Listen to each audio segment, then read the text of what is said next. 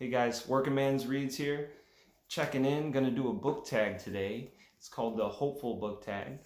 And I saw it on Rajathon's YouTube channel. If I butchered your name, let me know your first name down below so I can stop screwing it up when I refer to your channel, because you got an awesome channel, and if you have not checked him out, I'm gonna link him down below. Please check it out. He's a nice guy. And I just wanted to do this today to get my mind off of all the nonsense outside in the world, you know. A lot of doom and gloom out there. So, question number 1, a book world you would like to escape to. That one is super easy for a Lord of the Rings nerd like me. Boom, Middle Earth, the Shire, anywhere, Frodo, I'd help him out. Whatever we gotta do, just drop me in. Let's go. Ready to go. Just not as good probably with a sword, but we'll make do, you know, whatever I gotta do. I can carry stuff, you know, whatever we gotta do. So next, I'm gonna read number 2's question, but I'm gonna save it for last because it's a part of a series and I don't want to ruin anything in that series. So I'm gonna read the question, but I'm not answering it right now. A romance that left you all mushy inside. Moving back, I'll be back. Don't worry, question 2 is coming. Number 3, a friendship we should all aspire to have. Well, I'm going to answer with 2 books, two stories, okay?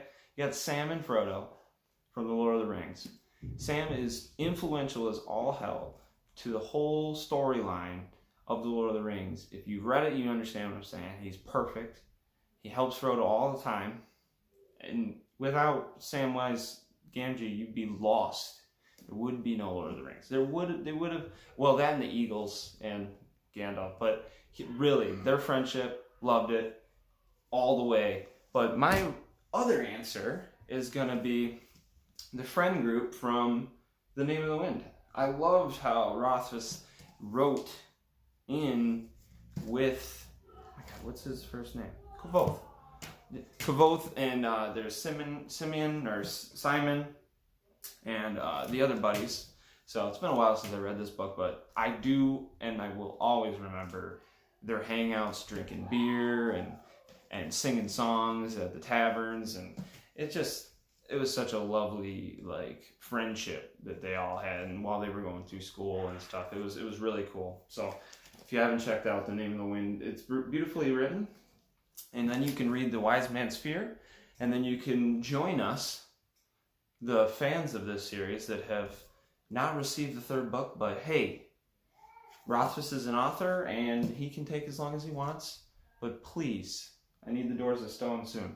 And question number 4, insert an animal or pet picture. I have him right here. Hold on. Oh, okay, come here. Okay, this is Toby. He's gonna get real mad. But he's my black cat. We've had him for like 5 years. He was a pet for my girlfriend at the time, now a wife. But best in show, you know. Great cat. He's a lot of fun. He's a lap cat, but he's weird with the kid. My daughter, he doesn't really care for children because he's been our child for so long. It's very strange for him to be in a world where there's another pet, or another child, I should say. So, number 5, a character in a leadership role that inspires you. This one was cool because there's quite a few leaders in novels. That's kind of a popular thing, but Jim Butcher's The Aeronauts Windlass. This guy right here is Captain Grimm. Yes, been a while since I read this, and I'm hoping, I guess Jim Butcher actually said on Daniel Green's channel that he's going to be coming out with this next year, hopefully. So the next novel in this series, The Cinder Spires. So it was really cool. He captains a ship that flies through the sky. They live on spires, giant cylindrical civilizations in the clouds, basically, and they battle in boats in the sky. It was pretty cool. So I just caught a little lag on my screen, so if that comes through in the video, I apologize. I appreciate you guys, and thank you for the new subscribers. But yeah, if you haven't checked out that series, check that one out, because like I said, the next one's coming out next year, so it'd actually be a good time to get into it, and it was a lot of fun. Great character work, awesome fantasy series. So I'm going to go back to number 2 now. I have not forgotten. A romance that left you all mushy inside. So, slight spoiler for the Dark Tower series. So if you're going to leave now, I appreciate you watching and thank you so much. But Susanna and Eddie, I loved reading it, man. Like in the beginning of it all, and I have not finished the series. So I don't know how it ends, but I have read quite a bit of it. I'm on book 5. I'm doing a extended Stephen King read through where I sprinkle in other Stephen King novels. So I started it last year, and like I said, I'm on 5 of the Dark Tower. I've read quite a few Stephen King novels in between.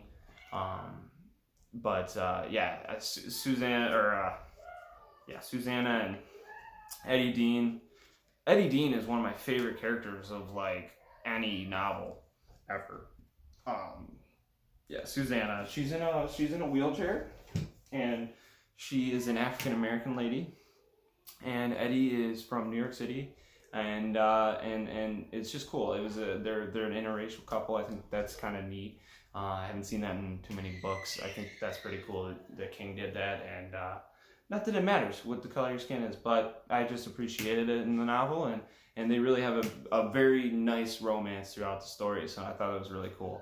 And Roland was like super supportive of it in the beginning, which was kind of cool too. So recommend 3 books that fill you with hope. Now, I a lot like Rajathon, I am also a Christian, so most of these kind of play into that. Mitch Albom's actually Tuesdays with Morrie was the first book I actually read. Through school, I rebelled and I didn't read too much. And senior year, I lost my grandfather, and I had an English teacher who got tired of me failing her class all the time.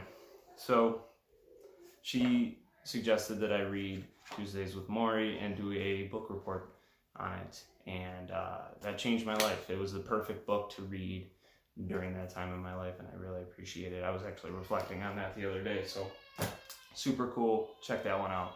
Meant a lot to me. My baby is crying in the background. I apologize. And also, Tim Tebow.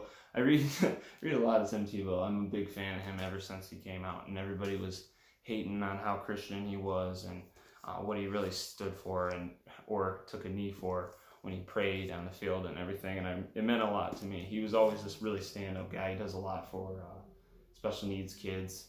I usually buy most of his books. I'm a sucker. I think that he's an amazing human. So who knows? He could be a jerk. I've never personally met him, but everybody talks so good about him, and he just seems so nice. And also, Marv Levy, Where Else Would You Rather Be?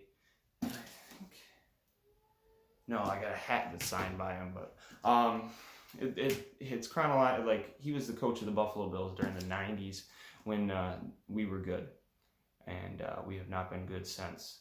But there's always 2020. So those are my 3 books. I'm not going to tag anybody. It's an old tag, I think, from like 2018. And if you've watched this long, I appreciate you guys. I hope you guys have a great rest of your week. If you feel like doing it, do it up. Thanks for checking in. Peace.